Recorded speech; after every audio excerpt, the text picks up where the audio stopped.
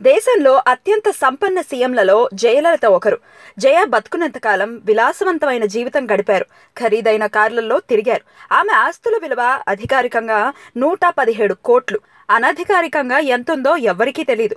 జయకు వారసులంటూ ఎవ్వరూ లేరు. మరి ఆమె ఆస్తులు ఎవరికి సొంతం అనే ప్రశ్న మొదలైంది ఇప్పుడు. పోయస్ గార్డెన్ లో ఉన్న జయ నివాసం విలువ దాదాపు 50 కోట్లుంటుందని అంచనా. వీటితో పాటు ఓ డజన్ ఖరీదైన కార్లు, బంగారం, వజ్రాలు, ఇలా ఎంతో సంపద ఉంది.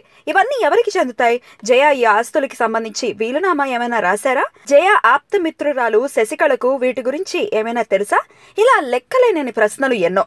హైదరాబాద్ శివార్లో జయకు ఓ ద్రాక్ష తోట ఉంది. హైదరాబాద్ లో ఓ ఖరీదైన ఇల్లు కూడా ఉంది. ఇవన్నీ పర్యవేక్షించేది ఎవరు? జయ తాలూకు కొన్ని ఆస్తులు కోర్టు గొడవల్లో ఉన్నాయి.